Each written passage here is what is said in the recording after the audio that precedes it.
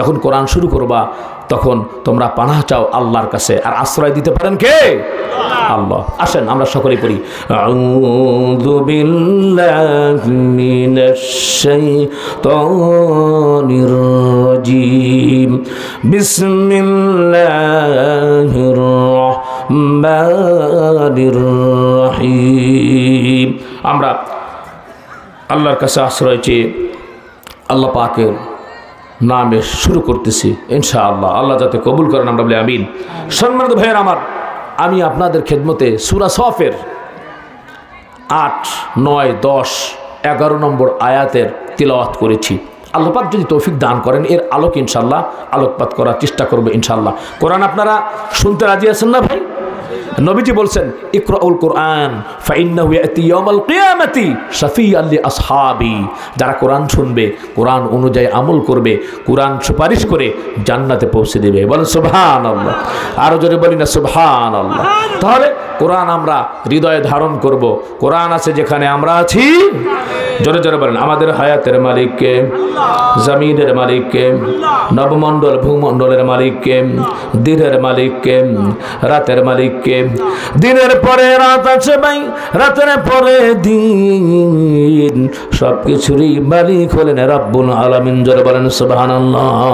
সম্মানিত ভাইয়ের আমার, প্রিয় হাজিরিন, আমরা সূরা সফ এর 8, 9, 10 আয়াত তিলাওয়াত শুনেছি। এর ব্যাখ্যা এবং তাফসীর আমরা শুনবো ইনশাআল্লাহ। কোরআন দিয়ে আমরা জীবন গড়ব, যেহেতু নবী করিম সাল্লাল্লাহু আলাইহি ওয়াসাল্লাম বলেছেন, I am living for you the two things, the Quran and Sunnah. You will never be led to an evil path if you follow this two things strictly. Nabi Karim সাল্লাল্লাহু আলাইহি ওয়াসাল্লাম বলছেন, দুটি জিনিস রেখে গেলাম তোমাদেরই জন্য, কোরআন এবং হাদিস খানি করবে সদা গণ্য। কোরআন এবং হাদিস রে ভাই করবে ধারণ যারা, রাসূল বলেন কবুও তারা হবে না পথহারা। বলেন সুবহানাল্লাহ। তাহলে কোরআনের মতো একটা বিস্ময়কর নবী করিম সাল্লাল্লাহু আলাইহি ওয়াসাল্লাম মুজিজা আমাদের উপরে নাজিল হয়েছে, তাহলে আমরা লাঞ্ছিত, অপমানিত, আমরা নিষ্পেষিত, নির্যাতিত, অবহেলিত, বঞ্চিত, এটা তো হওয়ার কথা ছিল না।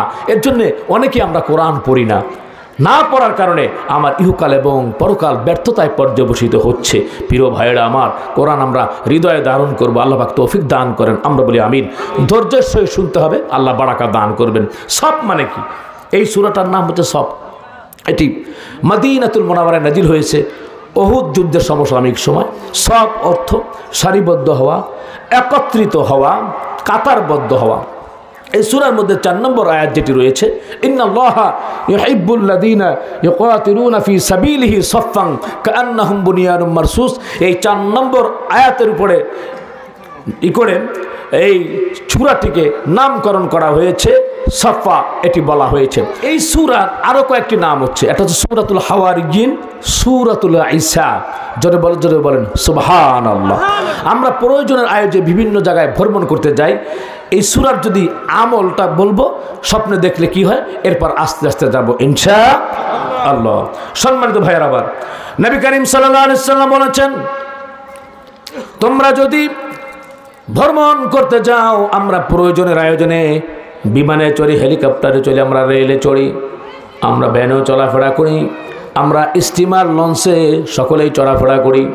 যদি আমরা স্থল পথে, আকাশ পথে যদি আমরা চলাফেরা করি, তখন আমরা এই দোয়াটি পড়ব, সুবহানাল্লাযী সাখখারা লানা হাযা ওয়া মা কুন্না লাহু মুকরিনিন ওয়া ইন্না ইলা রাব্বিনা লামুনকালিবুন। এটার সাথে সাথে আমরা সূরা সফ তেলাওয়াত করব। আল্লাহ রাব্বুল আলামিন আমাদেরকে নিরাপদে গন্তব্যস্থলে আল্লাহ সুবহানাহু ওয়া তাআলা পৌঁছে দিবেন। বলেন সুবহানাল্লাহ। সম্মানিত ভাইয়েরা আমার, প্রিয় হাজিরিন, এরপরে কেউ যদি পানি পথে, নৌ পথে যদি চলে, তাহলে তারা বলবে বিসমিল্লাহি মাজরিহা ওয়া মুরসাহা ইন্না রাব্বি লাগফুরুর রহিম। এটা হচ্ছে নৌপথের দোয়া। পানির ভিতরে যদি আপনারা চলেন তাহলে এই দোয়া পড়তে হবে। আমি একবার বিমানে পাইলটকে বললাম, সে বলতেছে সকলকে এই দোয়া পড়ার জন্য। আমি বলছি, ভাই এটা তো নৌপথের দোয়া, আপনি এটা কেন পড়েন? আগে দেখবেন যে বেবির সামনে বাসে এটা লেখা ছিল বিসমিল্লাহি মাজরেহা ওয়া মুরসাহা ইন্না রাব্বি লাগফুরুর রহিম। এটা আমরা নৌপথে যখন নৌকায় উঠবো, জাহাজে উঠবো, স্টিমারে, তখন এটা পড়বো ইনশাআল্লাহ। সাথে সাথে সূরা সাদ পড়বো। আল্লাহ রাব্বুল আলামিন বিবাদ মুক্ত রেখে আমাদের যে গন্তব্যস্থল আছে সেখানে পৌঁছে দিবেন। বলেন সুবহানাল্লাহ। তাহলে আমল জানলাম। কেউ যদি এটাকে স্বপ্নে দেখে তাহলে কি ফায়দা? আল্লাহ রাব্বুল আলামিন জিহাদের মর্তবা দিয়ে তাকে এই পৃথিবী থেকে নিয়ে নেবেন, অর্থাৎ সে শহীদি মৃত্যু তার জন্য নসিব হবে। জোরে বলেন সুবহানাল্লাহ। আসেন এখন ইনশাআল্লাহ আমরা সামনে যাই। আল্লাহ সুবহানাহু ওয়া তাআলা কি বলতেছেন? আল্লাহ রাব্বুল আলামিন বলতেছেন, ইউরিদুনা লিউতফিউ নূরাল্লাহি বিআফওয়াহিহিম ওয়াল্লাহু মুতিম্মু নূরিহি ওয়ালাউ কারিহাল কাফিরুন। আল্লাহ তাআলা বলতেছেন তারা চায় ইউরিদুনা লিউতফিউ নূরাল্লাহি বিআফওয়াহিহিম, আল্লাহ পাকের নূরকে নির্বাপিত করতে, জমিন থেকে উঠায় দিতে, কিন্তু আল্লাহু মুতিম্মু নূরিহি ওয়ালাউ কারিহাল কাফিরুন, আল্লাহ তাআলা তার নূরকে সম্পূর্ণ করে দিবেন, কাফেররা যতই অপছন্দ করুক। জোরে বলেন ঠিক না বেঠিক? একটু আওয়াজ দিয়ে বলেন ঠিক না বেঠিক? সম্মানিত ভাইরা আমার, এই নূরের সাথে আমরা পরিচিত হই। এই নূরকে যদি জিজ্ঞাসা করি, নূর তোমার নাম কি? নূর জবাব দিয়ে দিবে বাল হুয়া কুরআনুম মাজিদ। একটু বলি আল্লাহু আকবার। জিজ্ঞেস করলাম নূর তোমার নাম তো জানলাম, বাড়ি কোথায়? প্রথম যদি কারোর সাথে সাক্ষাৎ হয় তাকে প্রথমে আমরা বলি তোমার নাম কি, এরপর বাড়ির কথা জিজ্ঞেস করি। জোরে বলেন ঠিক না বেঠিক? বাড়ির কথা জিজ্ঞেস করা হচ্ছে, এই নূর জবাব দিচ্ছে ফি লাউহিম মাহফুজ। জোরে বলি আল্লাহু আকবার। সম্মানিত ভাইয়ারা, এই নূরকে জিজ্ঞেস করলাম একা একা আসছো না তোমার সাথে কেউ ছিল, সাথী ছিল? নূর জবাব দিচ্ছে নাযালা বিহির রূহুল আমিন।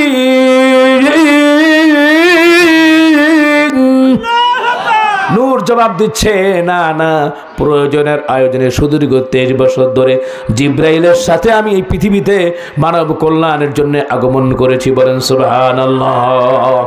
এরপর নূরকে আমরা জিজ্ঞেস করলাম একা একা আসছো না কার সাথে আসছো? সেও তো জবাব দিয়ে দিল। এরপর আমরা জিজ্ঞেস করলাম তুমি কার পক্ষ থেকে আসছো? নূর জবাব দিচ্ছে তানজিলুম মির রাব্বিল আলামিন। জয় বলেন আল্লাহু আকবার। সম্মানিত ভাইয়েরা আমার, এই নূর পবিত্র কুরআন মাজিদ, এই কুরআন মাজিদরা ছাত্ররা এরকম ভাবে মাদ্রাসায় পড়ে, ঠিক কিনা জোরে বলেন? ভাইয়েরা আমার, নূর তারা অন্তরের ভিতরে ধারণ করে। আমাদের নূর এরকম ভাবে লাগবে। পুলসিরাত পার হতে হলে, জান্নাতে যেতে হলে কোরআনের নূর আমাদেরকে লাগবে। কোরআনের আলোয় আমাদের জীবনকে আলোকিত করতে হবে, কোরআনের মানুষকে ভালোবাসতে হবে, আমাদেরকে কোরআনের হাফেজদেরকে, কোরআনের পাখিদেরকে ভালোবাসতে হবে। বলেন ঠিক না বেঠিক? সম্মানিত ভাইয়েরা আমার, প্রিয় হাজিরিন, আল্লাহ রাব্বুল আলামিন তৎকালীন সময়ের ভিতরে তারা যখন এই নূরকে নির্বাপিত করতে যখন চেয়েছিল, তারা বলেছে এটা মানুষের তৈরি করা বানানো, এটা মুহাম্মাদের বানানো, আল্লাহর পক্ষ থেকে না। আল্লাহ সুবহানাহু ওয়া তাআলা ওই সময়ের ভিতরে চ্যালেঞ্জ করতেছেন। আল্লাহ সুবহানাহু ওয়া তাআলা বলছেন আমি ইয়াকুলুনা ইফতারা কুল ফাতু বিআশরি সুওয়ারিম মিথলিহি মুফতারায়াতি ওয়াদউ মান ইসতাতা'তুম মিন দুনিল্লাহি ইন কুনতুম সাদিকিন। জোরে বলেন আল্লাহু আকবার। আমরা যারা মুসলমান আছি, কোরআন যারা আমরা পেয়েছি, ভাইরা আমার, এখনো যারা কোরআন শিখতে পারি নাই, আমাদের জীবন তো ব্যর্থ। অনেক মানুষ আছে সারা জীবন চলে যায়, অনেক কিছু পারি কিন্তু সূরা ফাতিহা পারি না, ঠিক কিনা জোরে বলেন? কোনোদিন আলেমের কাছে গেলাম না, হুজুর দোয়াটা পারি না, ওযুটা পারি না, দোয়া কুনুত পারি না, তাশাহুদ পারি না। কিন্তু এই দুনিয়া বেশি দিনের না, দুনিয়া নিয়ে চেষ্টা চালাই। আর দুনিয়া মাযরাতুল আখিরা, দুনিয়াটা হচ্ছে আখিরাতের কিছু ক্ষেত্র। ভাইরা আমার, এর জন্য আছে কোরআনের কথাগুলি বলে যে আমাদের আমল করতে হবে।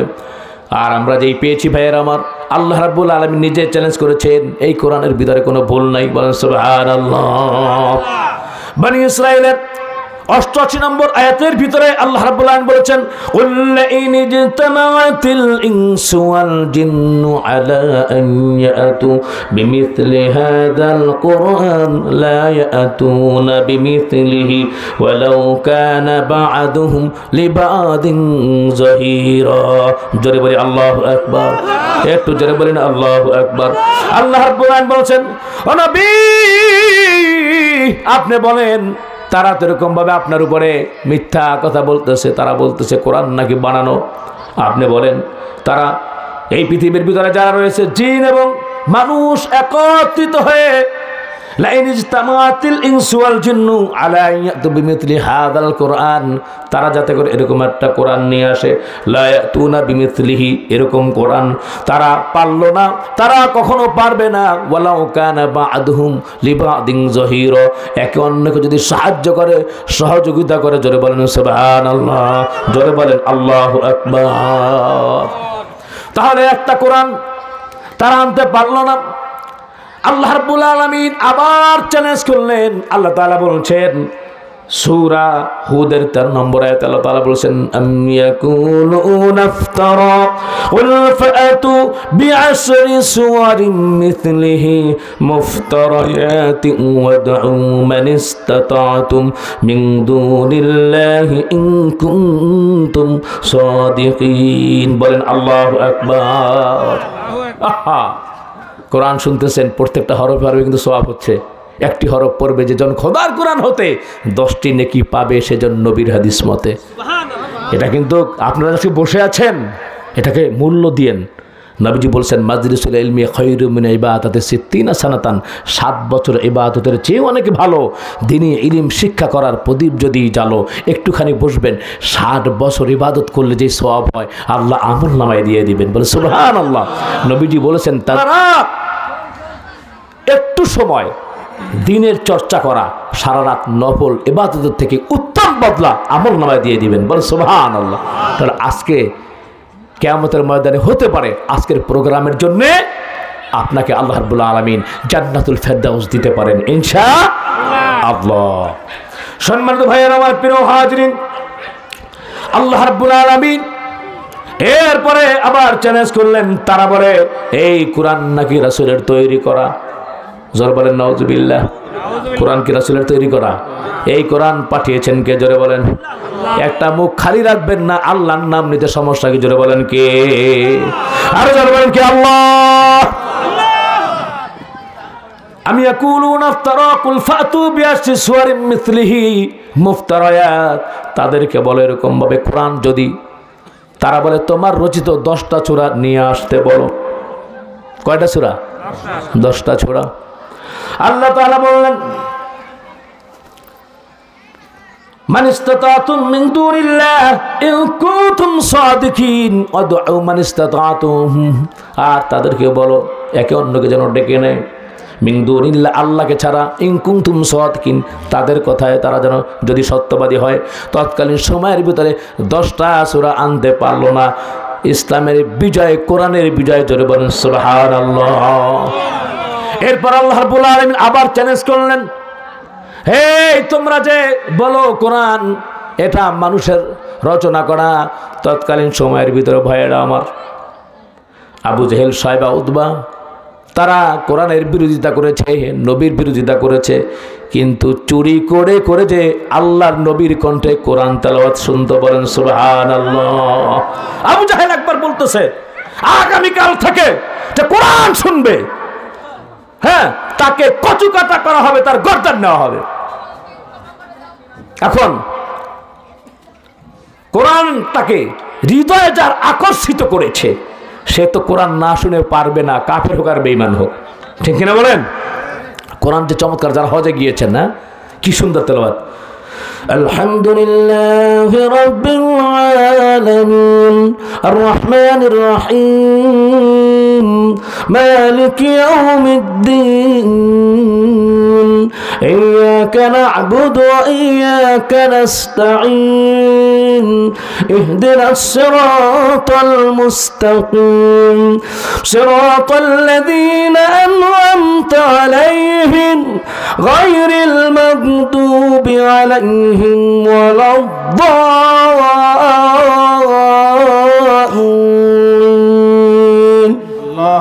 آمين সুন্দর না? যারা কোরআন শুনেছে, রাসূলের কণ্ঠ তো আরো চমৎকার ছিল। সুবহানাল্লাহ। আমরা রাসূলের কণ্ঠে কিয়ামতের ময়দানে ইনশাআল্লাহ কোরআন শুনবো, বলি ইনশাআল্লাহ। তো তারা এরকম ভাবে সকলে বলছে। এখন আবু সুফিয়ান বলতেছে, আমি তো বড় লিডার, আজকে তো আর কেউ আসবে না, চুপে চুপে রাতে শুনে আসি। আবু সুফিয়ান এরপর সে যখন কোরআন শুনতেছে, আস্তে আস্তে যখন এরকম ভাবে ভোর হয়ে গেল, যখন এরকমভাবে রাতের অন্ধকার লুকিয়ে গেল, ভোরের আলো যখন উদ্ভাসিত হলো, এই সময় একজন আরেকজনের সামনে দিয়ে তাকায়, অবাক হয়ে গেল। আবু জাহেল বলতেছে, তুমি না কালকে আমার সাথে সাপোর্ট করলা? বলে, আপনি তো বড় নেতা, আপনি কাউকে বললেন, কামটা আপনি ঘটাইলেন। কয় না, আমি দেখতে আসছি যে তোমরা কে কে আসো, আমার একটা দায়িত্ব আছে না, রেসপন্সিবিলিটি আছে না। তো একজন আর একজনের দিকে তাকায় হাসে। বলেন তো আসলে কি এইটা, নাকি কোরআন শুনতে আসছেন মুহাম্মদের কণ্ঠে? কয় না, আসলে কোরআন শুনতে আসছিলাম। তো দেখেন, কোরআন তারা শুনতে আসছিল, কিন্তু কোরআনের মহাব্বত আজমত অন্তরের ভিতরে তাদের ঢুকে নাই। হ্যাঁ, তো এটা যদি আল্লাহর পক্ষ থেকে মাকবুল না হয়, কবুল যদি না হয়, তাহলে সেটা কিভাবে হবে? এই যে বর্তমান পিনাকি ভট্টাচার্য, আমরা জানি আবু তালেবের ভূমিকা পালন করছে। যত যাই করুক না কেন, আমিও দোয়া করি তার জন্য, আল্লাহ পাক তাকে যাতে এরকমভাবে ইসলাম গ্রহণ করার তৌফিক দান করুক। শিয়াবে আবু তালেবে, হাজরতে আবু তালেব টিম এরকমভাবে অনেক কষ্ট করেছে, আল্লাহ নবীর সাথে পাতা চিবিয়েছে। আল্লাহ নবী বলেছিলেন যে আপনি কালিমা পড়েন, সে কালিমা পড়লো না, শেষ পর্যন্ত বললো আব্দুল মুত্তালিবের বংশের সাথেই আমি আছি। আল্লাহ নবী বলেন, হায় হায় কি করলেন, মুক্ত চুপ থাকলে তো আমি আপনার জন্য কিছু করার জন্যই করতাম। এর জন্য ইমান যদি না থাকে ভাই, ইমরানের মতো দামি আমরা হতে পেরেছি, কোরআনের আলোয় আলোকিত হতে পেরেছি, শ্রেষ্ঠ নবী আমরা পেয়েছি, ঠিক কিনা বলেন? এটাকে মূল্যায়ন করতে হবে, এটাকে দাম দিতে হবে। সম্মানিত ভাইয়েরা আমার, এরপরে বলা হলো কোরআনের যে ছোট্ট একটা সূরা ইন্না আ'তাইনাকাল কাউসার, যে সূরাটি রয়েছে, এরকম একটা সূরা পারলে বানিয়ে দেখো। আল্লাহ তাআলা বলেছেন, ওয়া ইন কুনতুম ফি রাইবিম মিম্মা নাযালনা আলা আবদিনা ফাতু বিসূরাতিন মিন মিথলিহি ওয়া দা'উ শুহাদাআকুম মিন দুনিল্লাহি ইন কুনতুম সাদিকিন। জোরে বলেন আল্লাহু আকবার, আর জোরে বলেন আল্লাহু আকবার। ওয়া ইন কুনতুম ফি রাইবিম মিম্মা নাযালনা, তোমাদের যদি সন্দেহ হয় আমার পক্ষ থেকে নাজিলকৃত কিনা, তাহলে কোরআনের যে ছোট্ট একটা সূরা আছে, এরকম একটা সূরা পারলে বানিয়ে দেখাও। তখন তারা পারল না, ব্যর্থতায় তাদের সকল প্রচেষ্টা পর্যবসিত হয়ে গেল। ভাইয়েরা আমার, তৎকালীন সময়ের ভিতরে পারে নাই। কোরআন যারা এরকমভাবে জাস্টিফাই করতে এসেছে, যারা কোরআনকে নিয়ে গবেষণা করেছে, পড়েছে, কোরআন তাদের জীবনকে ধন্য করে দিয়েছে। যারা বলেন সুবহানাল্লাহ। এর জন্য সম্মানিত ভাইয়েরা আমার, আজকে জামিয়া ইসলামিয়া প্রফেসর মজদুর রহমান হাফিজিয়া মাদ্রাসা এতিমখানার উদ্যোগে চমকপূর্ণ একটি আয়োজন। হেফজখানার 2 জন ছাত্রকে সম্ভবত পাগড়ি দেওয়া হলো না? সম্মানিত ভাইয়েরা আমার, এটা পাগড়ি না, এটা জান্নাতের মুকুট। বলেন সুবহানাল্লাহ। মান ক্বরাআল কুরআনা ওয়া আমিলা বিমা ফি উলবিসা ওয়ালিদাহু তাজাই ইয়াউমাল কিয়ামাহ। বলেন আল্লাহু আকবার। যারা নাকি কোরআন পড়বে, কোরআনের যারা হাফেজ হবে, কিয়ামতের ময়দানে ওই কোরআনের হাফেজদের পিতা মাতাকে আল্লাহ রাব্বুল আলামিন নূরের তাজ পরাইয়া সিংহাসনে উঠাবেন। বলেন সুবহানাল্লাহ। আর জোরে বলেন সুবহানাল্লাহ। আসতে বলেন সুবহানাল্লাহ।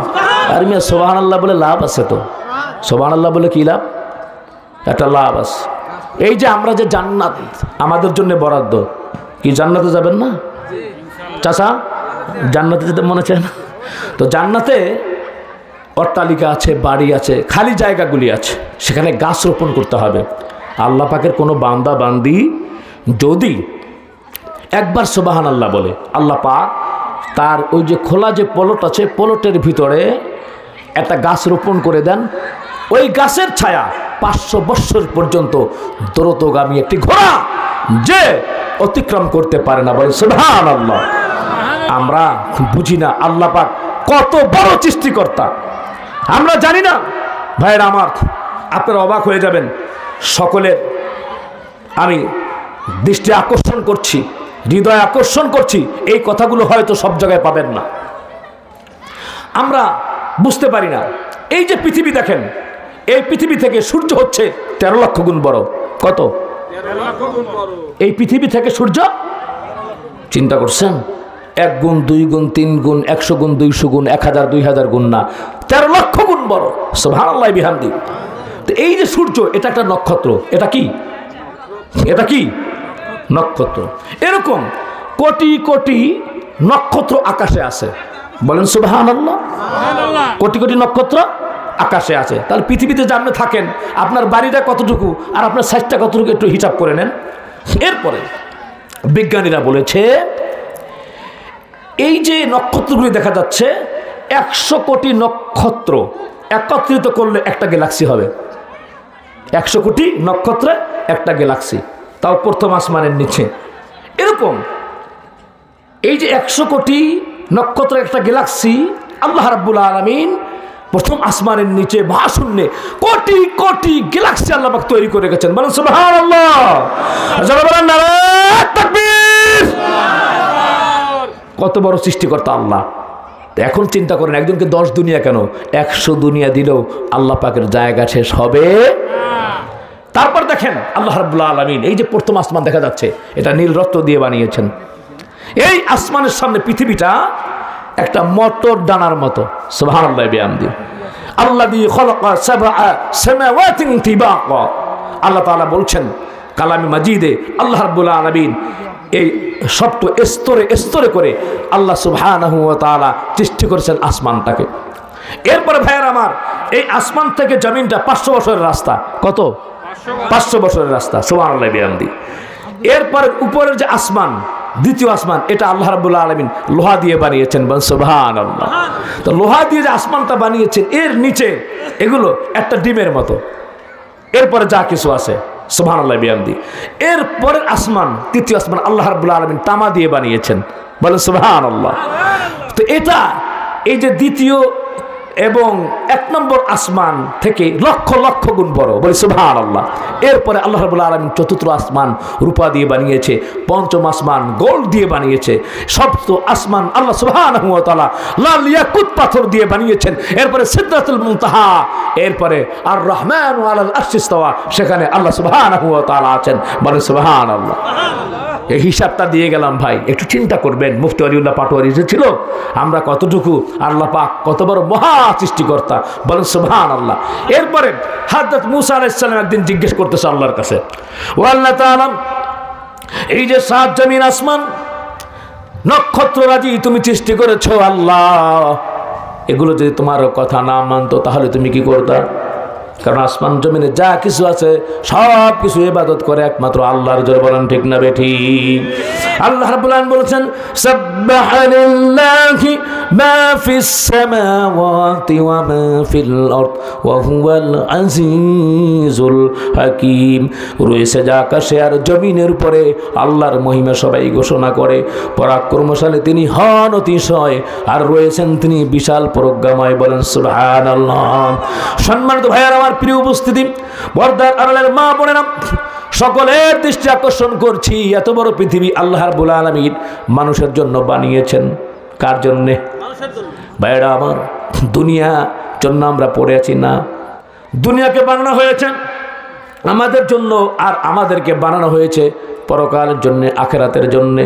এর জন্য আল্লাহ তাআলা বলেছেন, মান কানা ইউরিদু হারসাল আখিরাতি নাজিদ লাহু ফি হারসি ওয়া মান কানা ইউরিদু হারসাদ দুনিয়া নুতিহি মিনহা ওয়া মা লাহু ফিল আখিরাতি মিন নাসীব। জোরে বলি আল্লাহু আকবার। যে পরকাল চাইবে আল্লাহ পাক পরকাল পরিপূর্ণ দিবে। দুনিয়া যে চাইবে সে কিঞ্চিত পাবে, পরকাল থেকে মাহরুম হবে। এর জন্য আমাদের যাতে এটা থাকে, পরকাল আমাদের কামনা থাকে, ঠিক কিনা জোরে বলেন? আমরা পরকালে নাজাত পেতে চাই, আল্লাহ পাক তৌফিক এনায়েত করুন। আমরা বলি আমিন। ঘুম আসতেছে নাকি? একটা মনোমুগ্ধকর ঘটনা পড়লো, মাঝখানে আপনাদেরকে বলি ঘুমটা চলে যাবে ইনশাআল্লাহ। হযরত মূসা আলাইহিস সালাম আল্লাহ রাব্বুল আলামিনের সাথে কথা বলতেন, আপনারা জানেন। ওয়ালাম্মা জাআ মূসা লিমিকাতিনা ওয়া কাল্লামাহু রাব্বুহু। মূসা আলাইহিস সালাম একবার প্রশ্ন করলেন যে আল্লাহ তুমি কি ঘুমাও না? এই যে আপনাদের ঘুম আসছে। ওয়া জাআলনা নাওমাকুম সুবাতা। আল্লাহ তাআলা বলছেন ঘুমকে আল্লাহ পাক শান্তির বাহন বানিয়েছেন, বলেন সুবহানাল্লাহ। এই যে আমরা গতকালকে কুমিল্লায় ব্রাহ্মণপাড়া মাহফিল ছিল, রাতে তেমন ঘুমাতে পারি না, এটা আল্লাহ পাকের দয়া। আবার আপনাদের এখানে আজকে আসছি। জুমাবারে আপনারা পেয়েছেন, জুমাবারে সাধারণত আমি মাহফিল নেই না, কারণ সেদিন ঢাকা যেখানে খতিব সেখানে আমি জুমা পড়াই, তো আমি 3 জুমা পড়াই। এর জন্যে এই জুমাটা আলহামদুলিল্লাহ আপনাদের এখানে রিজিক ছিল, আমি আসতে পেরেছি। তো সম্মানিত ভাইয়ার আমার প্রিয় হাজিরিন, হযরত মূসা আলাইহিস সালাম জিজ্ঞেস করতেছে আল্লাহ তুমি কি ঘুমাও না? তোমার কি ঘুম আসে না? আল্লাহ রাব্বুল আলামিন বলছেন এটা কি জানা খুব দরকার? বলছেন আল্লাহ মনে চায়। তো আল্লাহ তাআলা বলছেন আচ্ছা ঠিক আছে, আজকে সারা তুমি একটা কাজ করতে পারবা? অবশ্যই, হোয়াই নট, কেন পারবো না। তো আল্লাহ তাআলা বললেন 1 গ্লাস পানি নিয়ে সারা রাত দাঁড়িয়ে থাকবা, পারবা কিনা বলো? মূসা বললেন যে হ্যাঁ পারবো। তো ইনশাল্লাহ কিন্তু বলে নাই, কি বলে নাই? জোরে বলেন, ইনশাল্লাহ বলা দরকার আছে না নাই? আছে। একবার কোরবানির এক গরু কিনতে গেছে।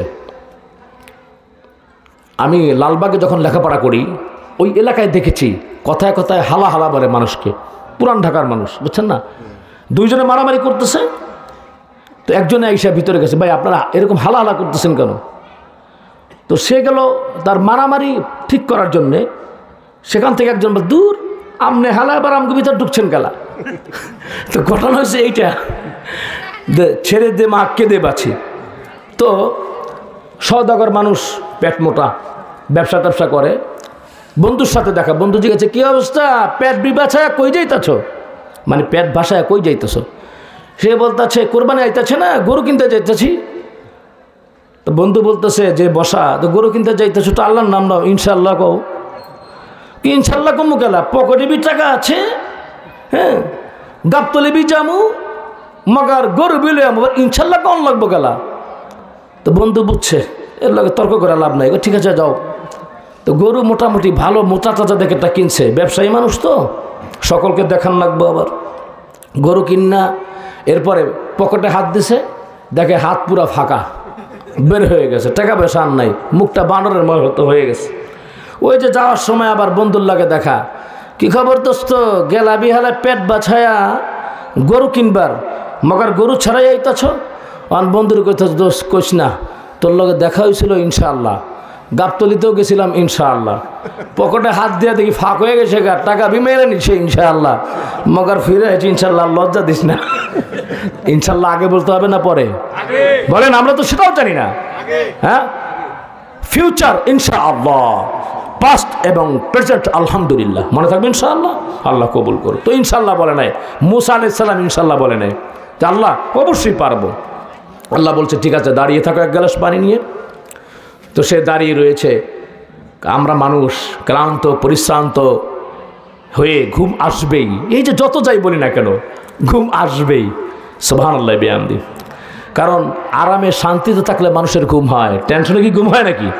এটা সকিনা বর্ষণ হচ্ছে আল্লাহর পক্ষ থেকে, বোঝা যাচ্ছে আপনারা শান্তিতে আছেন, এর জন্য ঘুম আসছে। তো যাই হোক, হযরত মূসা আলাইহিস সালাম 1 গ্লাস পানি নিয়ে দাঁড়িয়ে রইলেন। যখন রাত গভীর হয়ে গেল, আস্তে করে সে ঝিমুনি দিচ্ছে এরকমভাবে। তো অসতর্কতা অবস্থায় গ্লাসটা পড়ে ভেঙে টুকরো টুকরো হয়ে গিয়েছে। এখন তো সে অবাক হয়ে গেল, কিংকর্তব্যবিমূঢ়, আল্লাহর কাছে পরের দিন কী জবাব দিবে। আল্লাহ রাব্বুল আলামিন জিজ্ঞেস করলেন সুবহে সাদিকের বারে, মূসা কি খবর?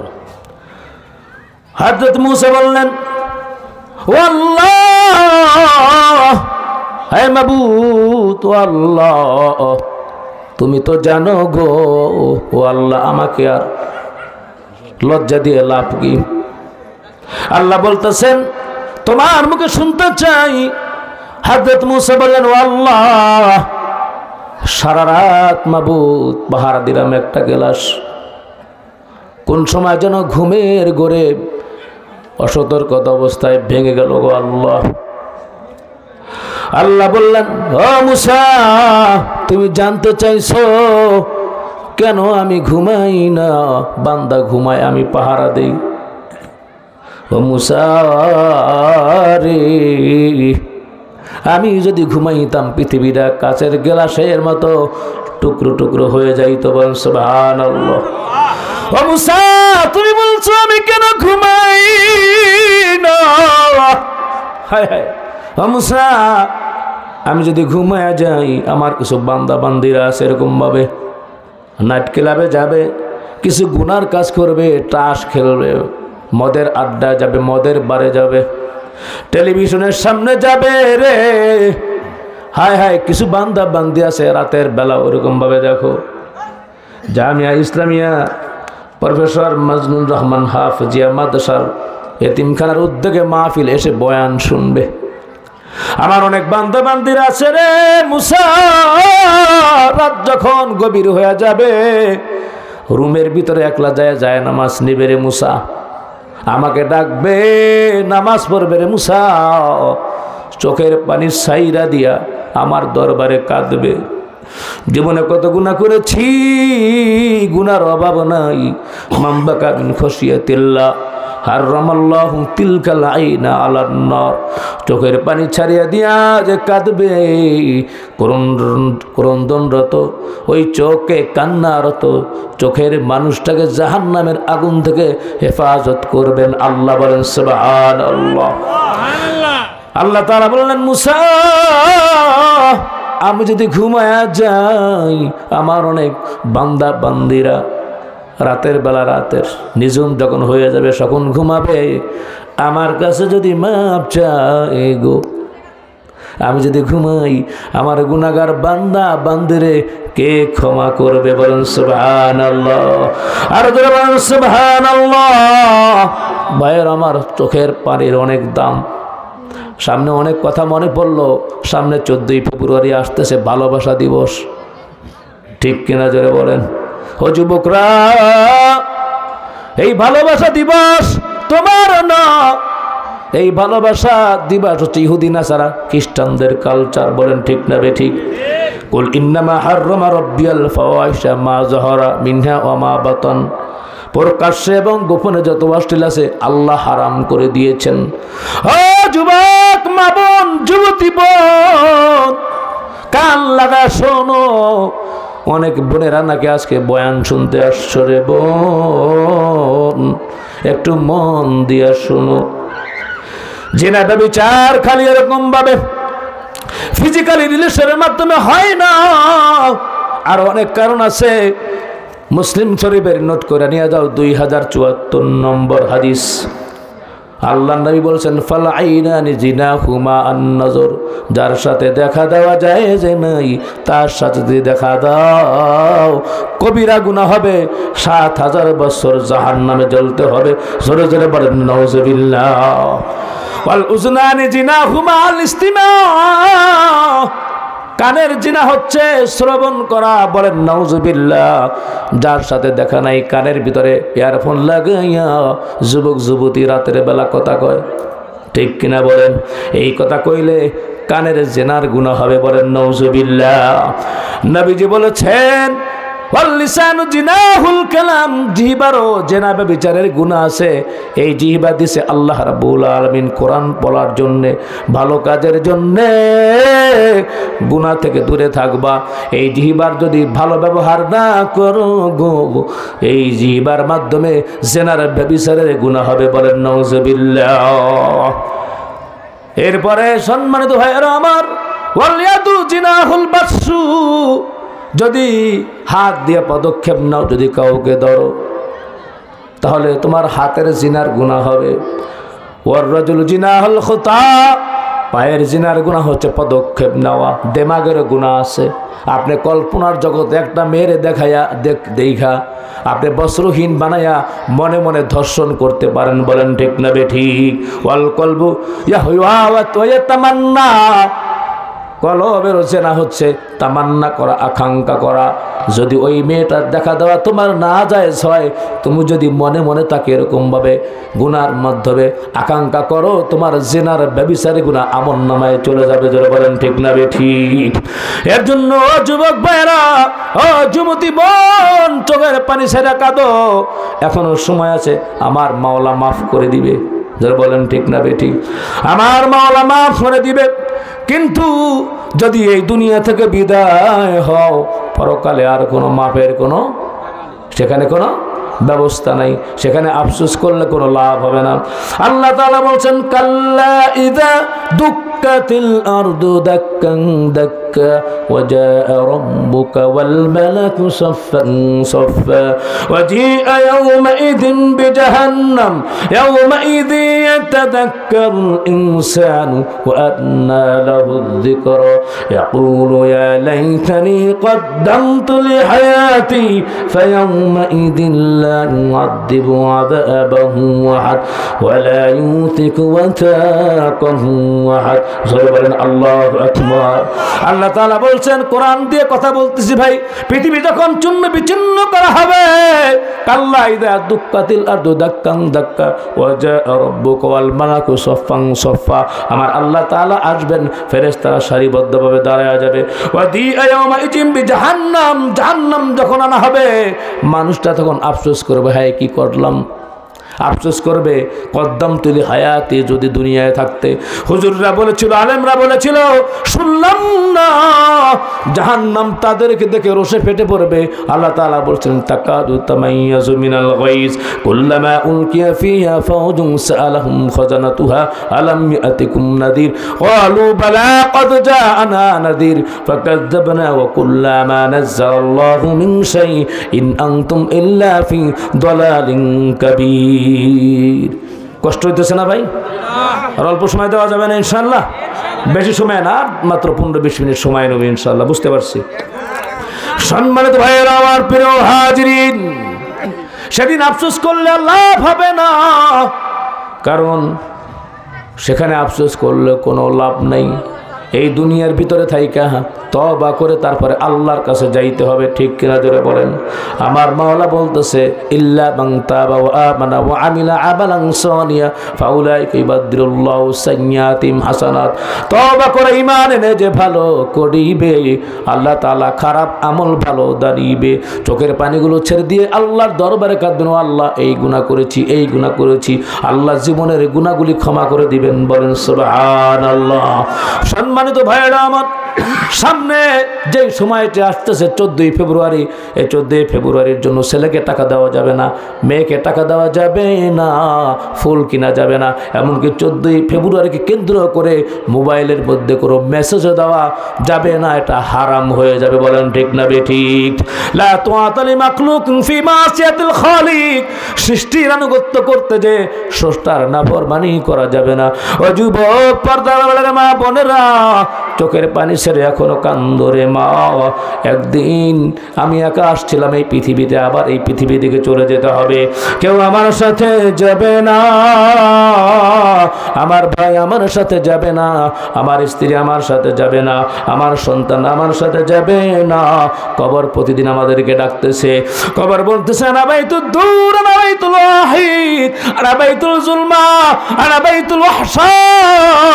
আমি একাকির ঘর, আমি অন্ধকারের ঘর। ও পর্দার আড়ালের মা, যেই ঘরের ভিতরে তুমি বেনারসি শাড়ি পরে আসছিলা, তুমি এরকম ভাবে যে গায়ের ভিতরে অলংকার দিয়ে আসছিলা, মা অলংকার গুলা খুইলা নিবে গো। বেনারসি শাড়ি তোমার জায়গায় পইরা থাকবে, জানাজা হবে, দাফন কাফন করাইয়া অন্ধকার কবরের ভিতরে রেখে আসবে। জোর বলেন ঠিক না বেঠিক? সম্মানিত ভাইয়ারা আমার, ও যুবক যুবতী, মনোমুগ্ধকর একটা ঘটনা শোনাই। নবী করিম সাল্লাল্লাহু আলাইহি ওয়াসাল্লাম দেখতেছে হযরত ওমর ফারুক রাদিয়াল্লাহু তাআলা চোখের পানি ছেড়ে কান্না করতেছে। ওমরের কান্না দেখে নবীজি বলল, ও ওমর, কেন কাঁদো? নবীজি জিজ্ঞেস করার পরে হযরত ওমর বলল, ইয়া রাসূলুল্লাহ, ইয়া হাবিবাল্লাহ, আপনার দরবারের আসহাবুস সুফফার কুটিটা দইরা ওই যুবকের করন্দন দেখা, কান্না দেখা আমিও কাঁদতেছি। ওই যুবকটাকে নিয়ে আসো। কেন কাঁদে? যুবক যুবক যখন সামনে আসলো, নবীজি বললেন, কেন কাঁদো? ইয়া রাসূলুল্লাহ, ইয়া হাবিবাল্লাহ, কাদিয়ার জন্য আমি অনেক বড় গুনাহ করেছি। আল্লাহর নবী বললেন, আসমান যত বড় তোমার গুনাহ তত বড় নাকি? নবীজি যখন জিজ্ঞাসা করলেন, যুবক বলল, ইয়া হাবিবাল্লাহ, ইয়া রাসূলুল্লাহ, আমার গুনাহ এর থেকে আরো বড়। এরপরে নবীজি বললেন, সমুদ্র যত বড় তোমার গুনাহ তার থেকে বড় নাকি? তা আমার গুনাহ তার থেকেও বড়। আসমান জমিন সব কিছু থেকে আমার গুনাহ বড়। নবীজি বললেন, তুমি তো বলবা কি গুনাহ করেছো, না বললে আমি কিভাবে বুঝবো? চোখের পানিগুলো ছেড়ে দিয়ে কান্দে, ইয়া রাসূলুল্লাহ, আপনাকেই তো বলবো, আপনাকে ছাড়া আর কাকে বলবো? নবীজি, আমি অমুক এলাকার যুবক, আমি কাপন চুরি করতাম। কি চুরি? আমি কাপন চুরি করতাম নবী। আমাবস্যার রাত, কোনো রাত আমি মানতাম না। একদিন পূর্ণিমার চাঁদের ভিতরে আমি কাপন চুরি করতেছি। এক আনসারীর মেয়ে কবরের ভিতরে কাপনটা যখন আমি এরকম ভাবে তার টান দিলাম, তার বস্ত্রহীন পুরা দেহটা উন্মুক্ত হয়ে গেল। পূর্ণিমার চাঁদের আলোতে শয়তান আমাকে ধোঁকা দিল, আমি সহ্য করতে পারলাম না। আমি মৃত্যু মেয়ের সাথে আমি কুকর্ম করলাম। জোরে জোরে বলেন না নাউজুবিল্লাহ। নবী, নবী গো, ওই মৃত্যু লাশটা দাঁড়ায়া গেল, দাঁড়াইয়া আমাকে বৎসনা দিল, আমাকে মৃত্যুদের কাতারে তুই নাপাক বানায়া দিলি রে। যেদিন আল্লাহর সামনে দাঁড়াবি সেদিন কই যাবি? আল্লাহ যে সময় দুর্বল যারা আছে জুলুমের কারণে আল্লাহ হক আদায় করে দিবেন, সেদিন কই যাবি? ইয়া হাবিবাল্লাহ, আমি এমন দৌড় দিয়েছি, ভয়ে আমার শরীর কাঁপতেছে গো নবীজি। আমি অনেক অন্যায় করেছি, ভুল করেছি, জাহান্নামের আগুন আমি সহ্য করতে পারবো না। আল্লাহর নবী বললেন, এই মুহূর্তে আমার দরবার থেকে যা, তোর কোনো মাফ নাই। নবীজি অত্যন্ত ক্রুদ্ধ হয়ে গেলেন। ওই যুবক চোখের পানি ছাইরা দিয়ে একদিন নয়, 2 দিন নয়, মদিনা থেকে দূরে জঙ্গলে যাইয়া কান্না করে। 40 দিন পর্যন্ত কোনো খাবার নাই, গাছের লতা খায়, পাতা খায়। চোখের পানিগুলো ছাইরা দিয়া মাওলার দরবারে, আল্লাহর দরবারে কাঁদে, আল্লাহ আমাকে যদি মাফ করো, তোমার ইজ্জত বাড়বেও না কমবেও না, কোনো অসুবিধা হবে না।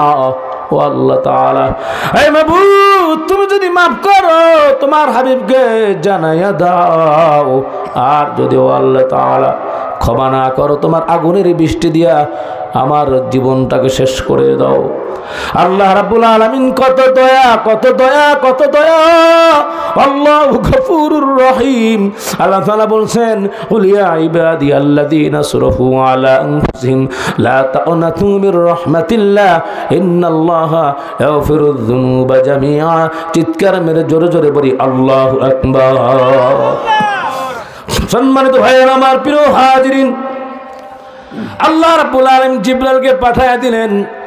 জিবরাইল বললেন, ইয়া হাবিবাল্লাহ, এই পৃথিবীর মালিক আপনি না আল্লাহ? বলতে, নিঃসন্দেহে আল্লাহ তাআলা এই পৃথিবী, আসমান জমিন সব কিছুর মালিক, এমনকি আমার মালিক। বলে সুবহানাল্লাহ। এইবার জিবরাইল বলতেছে, নবীজি, আপনার যে উম্মত গুনার কারণে কাঁদতেছে, আল্লাহ তাআলা বলছেন, আল্লাহ তাআলার এত পছন্দ হয়েছে তার কান্না, চোখের পানি আল্লাহ সহ্য করতে পারে না। আল্লাহ তার জীবনের গুনাহগুলি মাফ করে দিছে। জোরে বলেন সুবহানাল্লাহ। আমাদেরও ক্ষমা পাওয়া লাগবে কি লাগবে না বলেন? এর জন্য গুনার কাজ বাদ দিয়া সওয়াবের কাজ করব, ঠিক কিনা? জোরে বলেন। আপনার তো ধৈর্য হবে না। নতুন যে তাফসীর নিয়েছিলাম আমি শেষ করতাম, আমি আলোচনা করতে চাইছিলাম। তো যাই হোক, সম্মানিত ভাইয়ার আমার, আলেমদেরকে ভালোবাসতে আল্লাহ রাব্বুল আলামিন 6টা পুরস্কার দিবেন, সেটা আর করতে পারলাম না। মনোমুগ্ধকর একটা ঘটনা আসছে, সেই ঘটনাটি বলেই আলহামদুলিল্লাহ আমি শেষ করে দিব। সম্মানিত ভাইয়েরা আমার, রবি ইবনে সুলাইমান নামে একজন ভদ্রলোক ছিল। হজ করার জন্য এরাদা করলো, ইচ্ছা পোষণ করলো। কাফেলা নিয়ে যখন সে কুফা নগরীতে গেল, কুফা নগরীতে যাওয়ার সময় ওই সময় একটা আশ্চর্যজনক ঘটনা দেখলো। একজন মহিলাকে দেখলো, গরিব মানুষ, বোরকা চারদিকে তালি দেওয়া, সিরা আর হাতের ভিতরে একটা থলে ছুরি দিয়া মরা গাদার গোস্তগুলি এরকমভাবে থলের ভিতরে ঢুকাইতেছে। মনের ভিতরে সন্দেহ হইল, সন্দেহটা হয়েছে কি, মনে হয় মরা গাদার গোস্ত, মনে হয় হোটেলে নিয়ে বেচবো, মানুষের খাওয়াইব। এর জন্য ভাই এর আমার আন্তাজি কোনো সন্দেহ করা ঠিক না। পর্দার আড়ালের মা বোন, আপনাদের জন্য ওয়াজ করে যাই, মহিলারা বেশি আন্তাজি সন্দেহ করে, ঠিক না বেড়ে কোন? আল্লাহ তাআলা বলছেন, ইয়া আইয়ুহাল্লাযীনা আমানু ইন জাআকুম ফাসিকুম বিনাবাইন ফাতাবায়ানু আন তুসিবু কওমান বিজাহালাতিন ফাতুসবিহু আলা মা ফাআলতুম নাদিমিন। সূরা হজরতে বলতেছেন, কোন ফাসিক যদি তোমাদের কাছে কোনো খবর নিয়ে আসে, যাচাই করলা না, যাচাই না করলে আন্তাজ অনুমান কইরা তার ক্ষতি করলা, এরপরে তুমি নিজেই ফস্তাইবা, জাস্টিফাই করা লাগবে, আন্তাজ অনুমান করা যাবে না। আন্তাজ অনুমান করলে নিজের ক্ষতি, হিংসা পরচর্চা বিদ্রুপ ঠাট্টা করলে নিজের ক্ষতি, ঠিক কেন জোরে বলেন? হিংসা করা যাবে? সম্মানিত ভাইয়েরা আমার, প্রিয় হাজিরিন, হিংসা করলে নিজের ক্ষতি। আল্লাহ রাব্বুল আলামিন যার সম্মান ইজ্জত বাড়ায় দেন, হিংসা করে আপনি কিছুই করতে পারবেন না, ঠিক কেনা জোরে বলেন?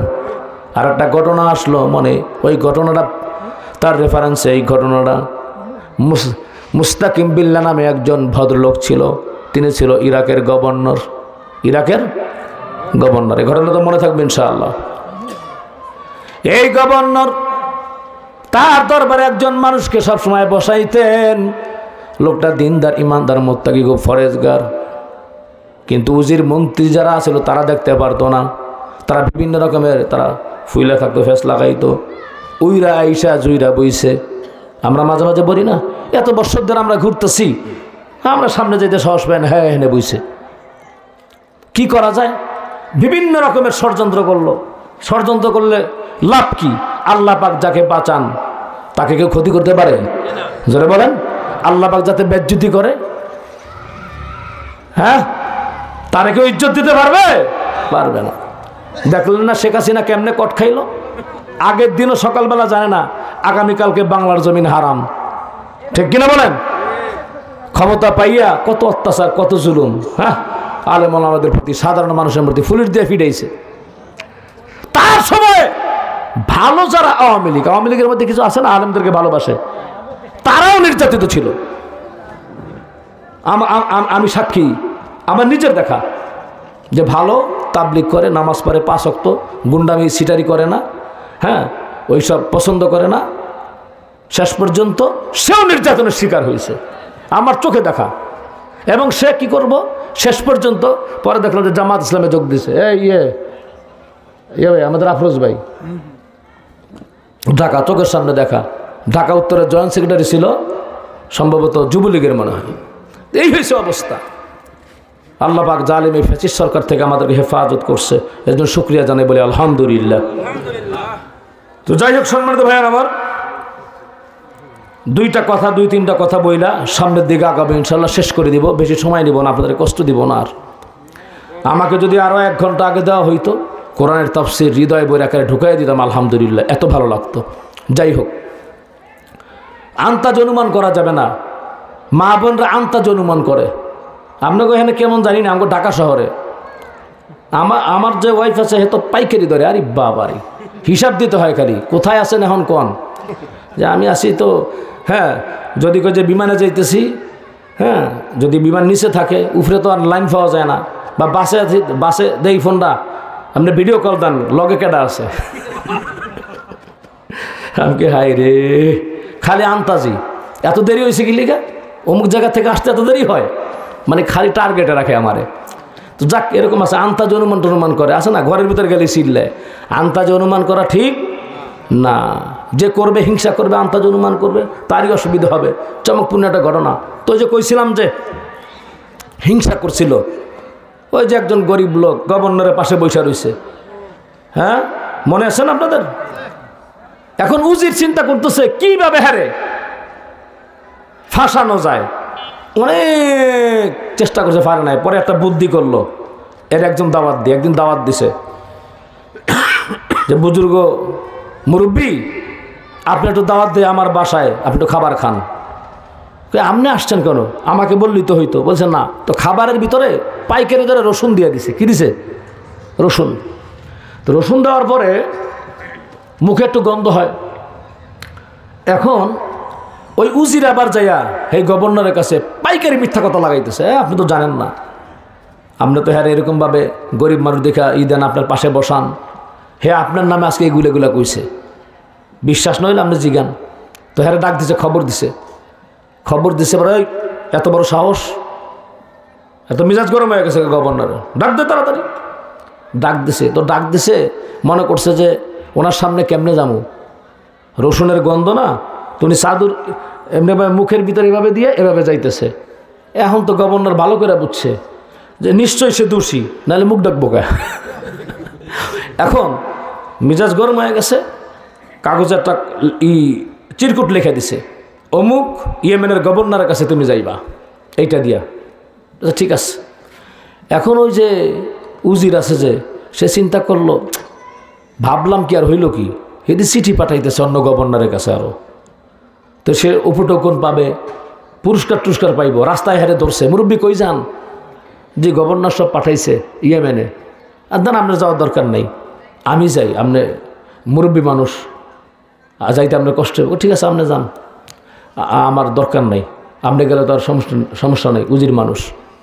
তো ওই যে হে গেছে লগে উপটোকনের আশায় আর একজনের বাস দিছে আর হিংসা করছে। কি দিছে? বাস দিছে আর হিংসা করছে। এখন ওই চিরকুটের ভিতরে লেখা ছিল কি? চিরকুটের ভিতরে লেখা ছিল, গভর্নর লেখা দিছে, যেই লোকরে পাঠাইলাম পাওয়া মাত্রই তাকে হত্যা করবা। আর একজনের বাস দিলে আর একজনের নামে গর্ত খুঁজলে সেই গর্তে নিজে পড়তে হয়। ঠিক কিনা বলেন? তো এটা আন্তাজনুমান করা যাবে না, হিংসাও করা যাবে না, সকলের জন্য এই ডোজটা। তো যখন এরকমভাবে চিরকুটটা গভর্নরের কাছে দিছে, গভর্নর জল্লাদকে ডাক দিছে, কোনো কথা কওয়ার চান্স দেয় নাই, সুযোগ দেয় নাই। সে মনে করছে আমি পুরস্কার দিব, লগে কল্লা আলাদা করে ফেলাইছে। এখন চিন্তা করতেছে গভর্নর, ঘটনা কি? আমার উজির কই? উজিরের খবরটা কই? হে কোথায়? তো উজিরকে পাইতেছে না। তো ওই মুরব্বী বলতেছে, সে তো ঘুরতেছে আরামে। তো জিজ্ঞেস করতেছে সবাই, ওই যে মুরব্বী আমার এখানে দরবারে আসতো, সে কই? সে তো ওইখানে দেখছি। সে ওখানে দেখছো, কারণ কি? তারা ডাক দিছে। কয় কি খবর? আপনি এখানে কেন? আপনি ইয়েমেনে যান নাই? পাঠাইছি। গেছিলাম তো, কিন্তু আপনার যে উজির আছে যে, সে উজিরে আমার এখান থেকে হাত থেকে লয়ে গেছে, সে বলে দিব। আসলে ঘটনা কি কোন? তো ঘটনা, সে তো আমার দাওয়াত দিছিল, রসুন খাওয়াই দিছে, আপনি আমার ডাকছিলেন। তো রসুনের তরকারি, যে তরকারি খাওয়া, এই তরকারির তো আর তাকে মানে মন্দ বলা যায় না। দাওয়াত দিয়ে যেহেতু বেচারা খাওয়াইছে, মন্দ বলা ঠিক না। লবণ বেশি হোক বা কম হোক, আমরা তো পাইকারি খাইয়াও আসি, আবার বইলাও আসি। হ্যাঁ বেটা, কি বিয়ে করলো, কোন বাবুর্চি দিয়ে আনছে, নিরিখটা সুবিধা হয় নাই, এটা বোরহানি হইল নাকি? হ্যাঁ রে বেটা, রানটা এরকম নাকি, বেশি হয়ে গেছে, এরকম তেল হয়েছে, অনেক কিছু বলি আমরা। আসলে দোষ ধরা ঠিক না খাবারের। তো আর বুজুর্গ মানুষ, সে তো দোষ ধরা না, সে বলছে এই হয়েছে অবস্থা। তখন গভর্নর বলছে, একবার উচিত কাম হয়েছে, যে যেরকম তার সাথে সেরকমই হয়েছে। তো অন্যের জন্য গর্ত খুঁজলে সেই গর্তে নিজের পড়া লাগে। পর্দার আড়ালের মা বোন সহ আমরা সকলেই অন্যর জন্য গর্ত খুঁজবো, গীবত করব, অন্যকে খারাপ নামে ডাকবো না। সূরা হুজরাতের আয়াতগুলো, ওখানে গেলাম না। তো যাই হোক, বলছিলাম সম্মানিত ভাইয়ের আমার, চমকপূর্ণ একটা ঘটনা, যে তা হচ্ছে কুফা নগরের সেই রবি ইবনে সুলাইমান, সে আন্তাজ অনুমান করছিল। আন্তাজ অনুমান মনে আছে তো? ওই মহিলা মরা গাদার গোস্ত সে থলের ভিতর ঢুকাইতে চায়, মনে করতেছে যে মরা গোস্ত হোটেলে নিয়ে মাইঠেরে খাওয়াইব। আন্তাজ অনুমান করতেছে। আন্তাজ অনুমান করা ঠিক না, জাস্টিফাই করতে হবে। সম্মানিত ভাই, আপনি যেটা চিন্তা করছেন সেটা নাও হতে পারে। তো এই রবি ইবনে সুলাইমান তার পিছে নিছে। তো পিস যখন নিয়েছে, আস্তে আস্তে সে চিন্তা করলো, আমি আস্তে আস্তে দেখবো ঘটনাটা কি। এই যে মরা গাদার গোস্ত যে কাঠটা যে ঢুকাইছে, এইটা কোথায় সে নিয়ে যায়, এইটা আমি দেখবো কারে খাওয়ায়। সম্মানিত ভাইয়েরা আমার, প্রিয় হাজিরিন, সকলের মনোযোগ আকর্ষণ করছি। এই মরা গাদার গোস্তটা নিয়া ওই মা আবেদা জাহেদা দিনদার মুত্তাকি ফরেজগার কিন্তু গরিব মানুষ, বোরকাটা এরকম ভাবে অনেকগুলি তালি দেওয়া, গোস্তগুলি নিয়ে ঘরের দরজাটা লাগায় দিল। রবি ইবনে সুলাইমান ঘরের দরজায় কান লাগায় শুনতেছে, একটু কথা শুনি কি করে দাঁড়া। 4টা মেয়ে আসছে দৌড় দিয়া, মা 3-4 দিন ধরে আজকে কোনো খাবার খাই না, কিছু আনছো নাকি? চোখের পানিগুলো ছেড়ে দিয়ে বলতেছে, মা তোমরা নবীর বংশের সৈয়দ বংশের মা, তোমার বাবা যা সম্পদ রেখে গিয়েছে সব তো শেষ হয়ে গিয়েছে। 3-4 দিন ধরে ঘরে খাবার নাই, মরা গাদার গোস্ত রান্না করিয়া খাইয়া আল্লাহর শুকর আদায় করো, বলেন সুবহানাল্লাহ। কলিজার ভিতরে নাড়া দিল। রবি ইবনে সুলাইমান সহ্য করতে পারল না, বলতেছে, মা দরজা খোলো গো। ও বাইরে ভিতরে থেকে বলতেছে, আপনি কি? আমি মুসাফির। কি চান? আমরা গরিব মানুষ, ভাগ্যের নির্মম পরিহাসে আমরা আছে ক্ষুধার্ত অবস্থায় দিন কাটাই, কেন আসছেন? বলে, মা একটা কথা জানতে চাই গো। ও মা,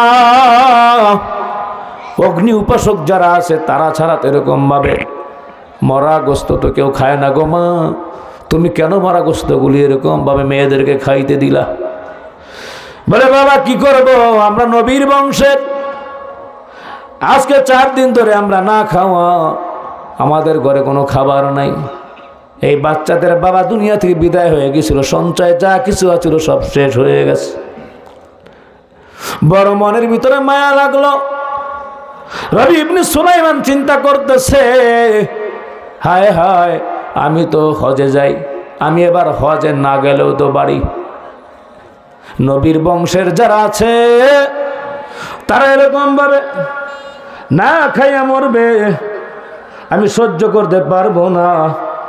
নবীর বংশের তারা যদি এরকম ক্ষুধার্ত অবস্থায় থাকে, কিয়ামতের ময়দানে আল্লাহর কাছে, নবীজির কাছে আমি কি জবাব দিব? মত পরিবর্তন করলো, কাফেলার কাছে যায় বললাম, এবার হজে যাব না, তোমরা যাও।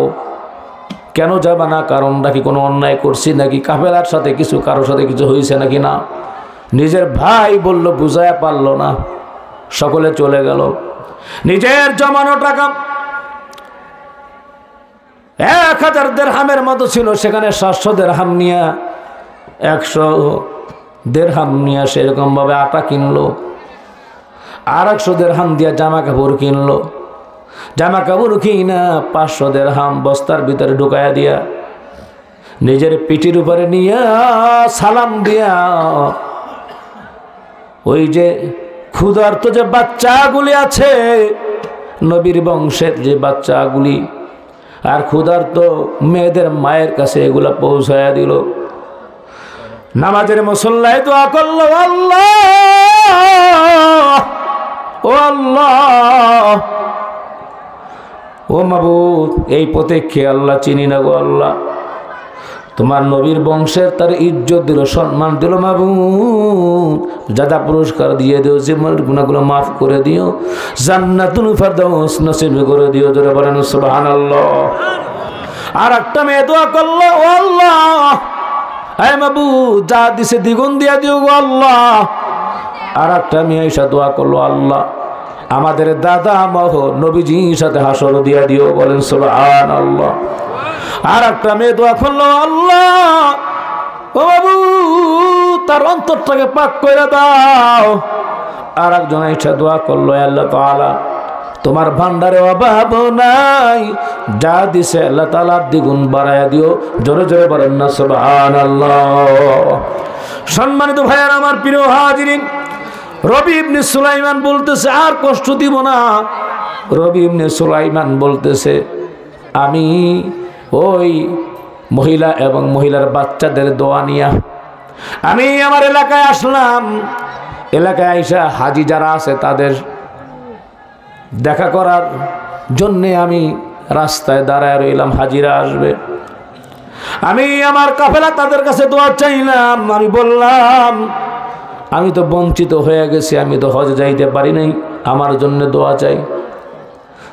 ওই কাফেলার মানুষগুলি বলতেছে, মিথ্যা কথা কেন বলো? তুমি তো আমাদের সামনে তওয়াফ করেছো। কেউ বলে শয়তানকে পাথর মেরেছো, মিনা মুজদালিফায় ছিলা। বলে সুবহানাল্লাহ, কেন মিথ্যা কথা বলো? কি বলতেছে আজগুবি কথা। আর একজন এসে হাজির হয়ে গেল। আর এক দল এসে যখন হাজির হয় তখন বলতেছে, আমি তো বঞ্চিত হয়ে গেছি, আমার জন্য দোয়া চাই। কেন এই কথা বলো? মদিনায় তো তোমার সাথে আমার সাথে দেখা হয়েছিল রাসূলের রওজা জিয়ারতের সময়। বলেন সুবহানাল্লাহ, কেন মিথ্যা কথা বলো? একজনে বলল, রওজা তাহারের সামনে এই যে তুমি একটা পোটলা দিছিলা, থলি দিছিলা, এই থলিটা আমানত রাখছিলাম, এইটা এখন নিয়ে যাও। দিয়াই দৌড় দিয়ে গেছে গা, কিছুই বুঝতে পারলো না। ওই থলিটা নিয়ে সে বাসায় গেল। রাত্রেবেলা এশার নামাজের পরে ঘুমায়। যখন ঘুমাইল, দয়ার নবীজি স্বপ্ন যোগে হাজির। বলল, রবি ইবনে সুলাইমান, কতবার প্রমাণ দিমু? তুমি যে হজ করতে গেছো, তুমি যখন আমার বংশের যারা ছিল তাদেরকে তুমি ইজ্জত করেছো, সম্মান করেছো, আল্লাহ খুশি হইয়া তোমার চেহারাদার একজন ফেরেশতা বানাইয়া কিয়ামত পর্যন্ত হজ সম্পাদন করাবে। বলেন সুবহানাল্লাহ। আর থলি দেখো, থলির ভিতরে তুমি যা দিছো আল্লাহ রাব্বুল আলামিন 700 গুণ বাড়ায়া দিছে। জোরে জোরে বলেন না সুবহানাল্লাহ। সম্মানিত ভাইয়েরা আমার, একটা হাদিস শুনি। নবী করিম সাল্লাল্লাহু আলাইহি ওয়াসাল্লাম বলছেন, হযরতে আবু দারদা রাদিয়াল্লাহু তাআলা বর্ণনা করেছেন, ক্বালা নবী রাসূলুল্লাহ সাল্লাল্লাহু আলাইহি ওয়াসাল্লাম, মান সালাকা তারিকান ইয়াতলুবু ফিহি ইলমান সাহালাল্লাহু তারিকান ইলাল জান্নাহ। নবীজি বলছেন, যে ব্যক্তি ইলম অর্জন করার উদ্দেশ্যে পথ অবলম্বন করবে, আল্লাহ জান্নাতের পথ সহজ করে দিবেন। জোরে জোরে বলেন না সুবহানাল্লাহ। ওয়া ইন্নাল মালায়েকাতা লা তাদাউ আতনিহাতাহা রিদাল লিতালিব। এই যে হাফেজ ছাত্ররা যেখানে যায়, এতিম ছাত্র মাথায় হাত দিবেন, হাফেজদেরকে সহায়তা করবেন। হাফেজরা যেখান থেকে যায় আপনিও সাথে সাথে যাবেন এই ছেলেদের সাথে, কারণ তারা যায় রাস্তা দিয়া, তাদের পায়ের নিচে ফেরেশতারা তাদের নূরের পাখাগুলি বিছায়া দেয়। বলেন সুবহানাল্লাহ। নবীজি বলেছেন, ওয়া ইন্নাল আলিমা লা ইস্তাগফিরু লাহু মান ফিস সামাওয়াতি ওয়া মান ফিল আরদ। আসমান এবং জমিনে যা কিছু আছে আলেমদের জন্য দোয়া করে, তালিবুল ইলমদের জন্য দোয়া করে। বলেন সুবহানাল্লাহ। ওয়া ফাদলুল আলিমি আলাল আবিদ কাফাদরিল কমর লাইলাতুল বদরি আলা সাইরিল কাওয়াকিব। আবেদের থেকে আলেমের মর্যাদা এরকম, যেরকম ভাবে পূর্ণিমার রাত্রে নক্ষত্ররাজির উপরে চাঁদের মর্যাদা যেরকম। জোরে বলেন না সুবহানাল্লাহ। নবীজি বলেছেন, ওয়া ইন্নাল উলামা ওয়ারাসাতুল আম্বিয়া। উলামা যারা আছে, তালিবুল ইলম যারা আছে, তারা হচ্ছে নবীজির ওয়ারিস। ওয়া ইন্নাল আম্বিয়া আলাইহিমুস সালাতু ওয়াস সালাম লাম ইওয়ারিসু দিনার ওয়ালা দিরহামান। পয়গম্বর নবী যারা আছে, দিনার দিরহাম তারা রাইখা যায় না, তারা ইলম রাখে। ওয়া ইন্নামা ওয়াররাসুল ইলমা ফামান আখাযাহু আখাযা বিহাজ্জিন ওয়াফিরিন। ইলম রেখে যায়। ইয়া ইলমের যারা ওয়ারিস হলো, ইলম যারা লাভ করতে পারলো, তারা বিপুল সফলতা লাভ করতে পারলো। জোরে জোরে বলেন সুবহানাল্লাহ। তাহলে ওই যে নবীর বংশের নবীর ওয়ারিসকে মর্যাদা দিয়া, ইজ্জত দিয়া আল্লাহর নবীর সাথে দেখা হয়েছে, ঠিক কিনা বলেন? আর নবীরে যারা দেখবে শয়নে স্বপ্নে যদি ঈমান থাকে, জাহান্নাম হারাম হয়ে যাবে। আমরা নবীকে দেখতে চাই কি চাই না? সকলে বলি চাই কি চাই না? এই গভীর রাতে দুইটা হাত আল্লাহকে দেখায় দেই, ও আল্লাহ নবী দেখায় মৃত্যু দিও। একটু হাতটা জাগাই, কারণ ও আল্লাহ বলেন, আল্লাহ নবী দেখাই আমাদেরকে মৃত্যু দিও। বলেন আমিন।